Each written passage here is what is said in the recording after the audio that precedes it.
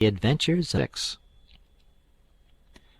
Well, pretty soon the old man was up and around again, and then he went for Judge Thatcher in the courts to make him give up that money, and he went for me too for not stopping school. He catched me a couple of times and thrashed me, but I went to school just the same, and dodged him or outrun him most of the time. I didn't want to go to school much before, but I reckoned I'd go now to spite Pap. That law trial was a slow business. Appeared like they weren't ever going to get started on it, so every now and then I borrowed $2 or $3 off of the judge for him to keep from getting a cowhiding. Every time he got money he got drunk, and every time he got drunk he raised Cain around town, and every time he raised Cain he got jailed. He was just suited. This kind of thing was right in his line. He got to hanging round the widows too much, and so she told him at last that if he didn't quit using around there she would make trouble for him. Well, wasn't he mad? He said he would show who was Huck Finn's boss. So he watched out for me one day in the spring and catched me and took me up the river about 3 mile in a skiff, crossed over to Illinois shore where it was woody and there warn't no houses but an old log hut in a place where the timber was so thick you couldn't find it if you didn't know where it was. He kept me with him all the time, and I never got a chance to run off. He lived in that old cabin, and he always locked the door and put the key under his head nights. He had a gun which he had stole, I reckon, and we fished and hunted, and that was what we lived on. Every little while he locked me in and went down to the store, 3 miles, to the ferry, and traded fish and game for whiskey, and fetched it home and got drunk and had a good time and licked me. The widow she found out where I was by and by, and she sent a man over to try to get hold of me, but Pap drove him off with a gun, and it warn't long after that till I was used to being where I was, and liked it, all but the cowhide part. It was kind of lazy and jolly, laying off comfortable all day, smoking and fishing, and no books nor study. 2 months or more run along, and my clothes got to be all rags and dirt, and I didn't see how I'd ever got to like it so well at the widow's, where you had to wash and eat on a plate, and comb up, and go to bed and get up regular, and be forever bothering over a book, and have old Miss Watson pecking at you all the time. I didn't want to go back no more. I had stopped cussin' because the widow didn't like it, but now I took to it again because Pap hadn't no objections.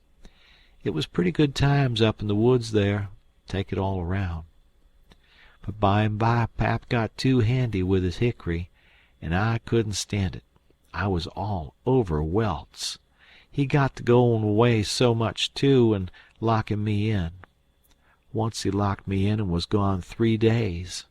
It was dreadful lonesome. I judged he had got drownded, and I wasn't ever going to get out any more. I was scared. I made up my mind I would fix up some way to leave there. I had tried to get out of that cabin many a time, but I couldn't find no way. There warn't a window to it big enough for a dog to get through. I couldn't get up the chimbley. It was too narrow. The door was thick, solid oak slabs. Pap was pretty careful not to leave a knife or anything in the cabin when he was away. I reckon I'd hunted the place over as much as 100 times. Well, I was most all the time at it, because it was about the only thing to put in the time. But this time I found something at last. I found an old rusty wood saw without any handle. It was laid in between a rafter and the clapboards of the roof. I greased it up and went to work. There was an old horse blanket nailed against the logs at the far end of the cabin behind the table, to keep the wind from blowing through the chinks and putting the candle out. I got under the table and raised the blanket, and went to work to saw a section of the big bottom log out, big enough to let me through. Well, it was a good long job, but I was getting towards the end of it when I heard Pap's gun in the woods. I got rid of the signs of my work, and dropped the blanket and hid my saw, and pretty soon Pap come in. Pap warn't in a good humor, so he was his natural self. He said he was downtown, and everything was going wrong. His lawyer said he reckoned he would win his lawsuit and get the money if they ever got started up on the trial, but then there was ways to put it off a long time, and Judge Thatcher knowed how to do it. And he said people allowed there be another trial to get me away from him and give me to the widow for my guardian, and they guessed it would win this time. This shook me up considerable, because I didn't want to go back to the widow's any more and be so cramped up and civilized, as they called it. Then the old man got to cussin', and cussed everything and everybody he could think of, and then cussed them all over again to make sure he hadn't skipped any, and after that he polished off with a kind of general cuss all round, including a considerable parcel of people which he didn't know the names of, and so called them what's-his-name when he got to them, and went right along with his cussin'. He said he would like to see the widow get me. He said he would watch out, and if they tried to come any such game on him, he knowed of a place 6 or 7 mile off to stow me in, where they might hunt till they dropped, and they couldn't find me. That made me pretty uneasy again, but only for a minute.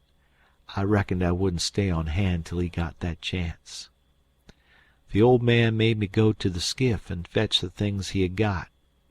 There was a 50-pound sack of cornmeal, and a side of bacon, ammunition, and a 4-gallon jug of whiskey, and an old book and 2 newspapers for wadding, besides some tow.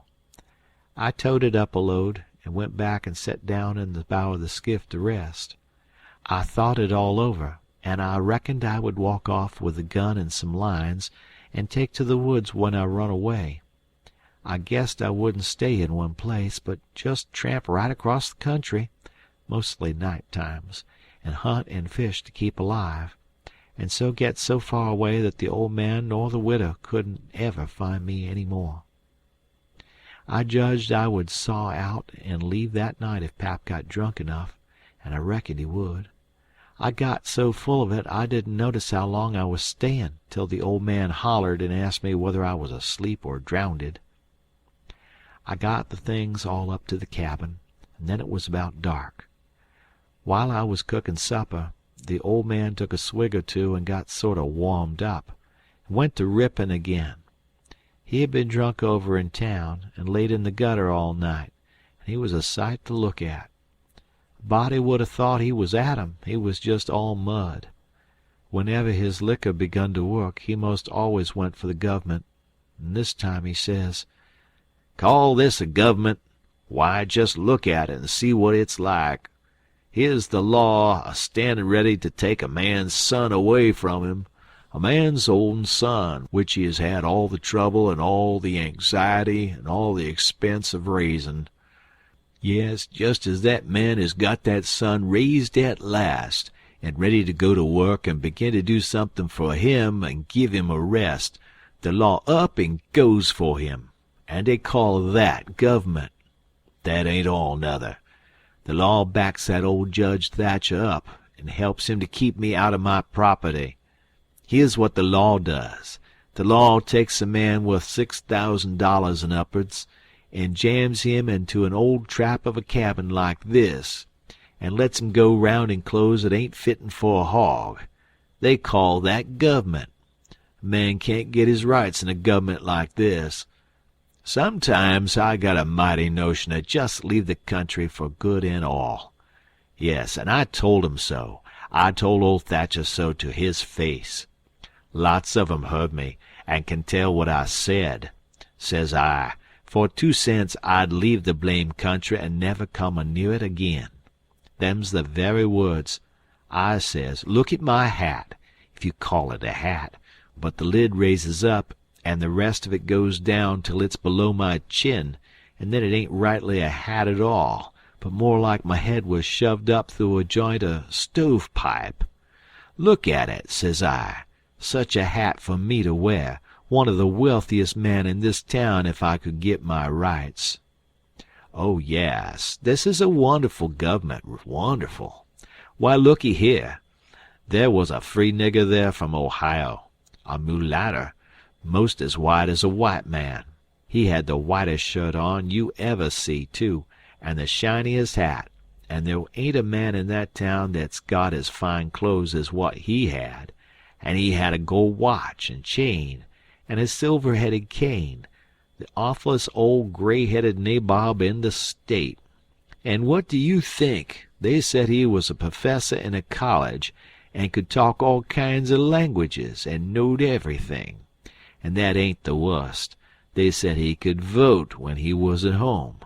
Well, that let me out. Thinks I, what is the country a-comin' to? It was 'lection day, and I was just about to go and vote myself if I warn't too drunk to get there.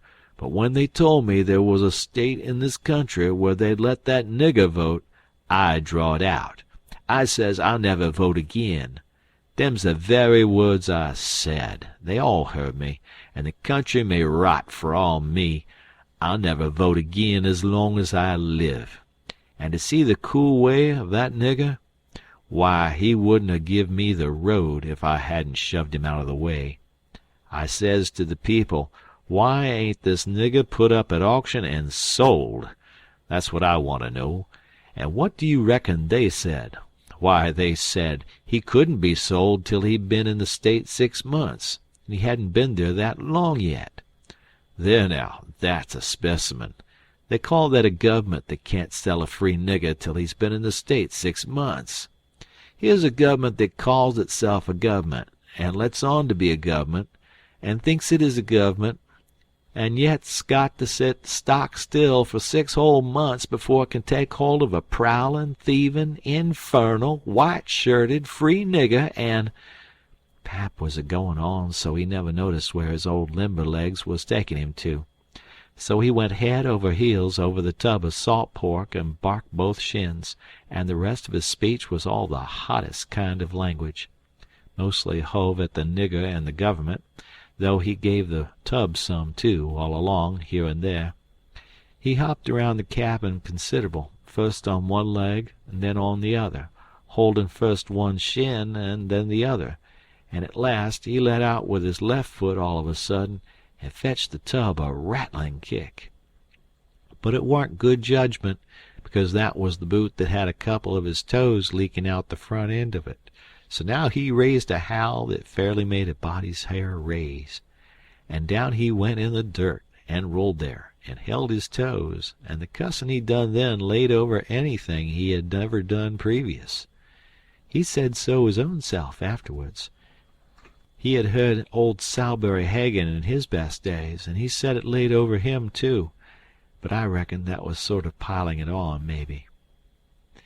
After supper, Pap took the jug, and said he had enough whiskey there for 2 drunks and 1 delirium tremens. That was always his word. I judged he would be blind drunk in about an hour, and then I would steal the key, or saw myself out one or t'other. He drank and tumbled down on his blankets by and by. But luck didn't run my way. He didn't go sound asleep, but was uneasy. He groaned and moaned and thrashed about this way and that for a long time. At last I got so sleepy I couldn't keep my eyes open all I could do, and so before I knowed what I was about, I was sound asleep, and the candle burning. I don't know how long I was asleep, but all of a sudden there was an awful scream, and I was up. There was Pap looking wild, and skipping about every which way, and yelling about snakes. He said they was crawling up his legs, and then he would give a jump and scream, and say one had bit him on the cheek, but I couldn't see no snakes. He started and run around the cabin, hollering, "Take him off! Take him off! He's biting me on the neck!" I never see a man look so wild in the eyes. Pretty soon he was all fagged out and fell down panting. Then he rolled over and over wonderful fast, kicking things every which way, and striking and grabbing at the air with his hands, and screaming and saying there was devils a hold of him. He wore out by and by, and laid still a while, moaning. Then he laid stiller, and didn't make a sound. I could hear the owls and the wolves away off in the woods, and it seemed terrible still. He was layin' over by the corner. By and by he raised up part way and listened, with his head to one side. He says, very low, "Tramp, tramp, tramp. That's the dead. Tramp, tramp, tramp. They're comin' after me, but I won't go. Oh, they're here. Don't touch me. Don't. Hands off. They're cold. Let go. Oh, let a poor devil alone." Then he went down on all fours and crawled off, begging them to let him alone, and he rolled himself up in his blanket and wallowed in under the old pine table, still a-begging, and then he went to crying. I could hear him through the blanket. By and by he rolled out and jumped up on his feet looking wild, and he see me and went for me. He chased me round and round the place with a clasp knife, calling me the angel of death, and saying he would kill me, and then I couldn't come for him no more. I begged, and told him I was only Huck, but he laughed such a screechy laugh, and roared and cussed and kept on chasing me up. Once when I turned short and dodged under his arm, he made a grab and got me by the jacket between my shoulders, and I thought I was gone. But I slid out of the jacket quick as lightning and saved myself. Pretty soon he was all tired out, and dropped down with his back against the door, and said he would rest a minute and then kill me. He put his knife under him and said he would sleep and get strong, and then he would see who was who. So he dozed off pretty soon. By and by I got the old split-bottom chair and clumb up as easy as I could, not to make any noise, and got down the gun. I slipped the ramrod down it to make sure it was loaded. Then I laid it across the turnip barrel, pointing towards Pap, and sat down behind it to wait for him to stir. And how slow and still the time did drag along. End of chapter.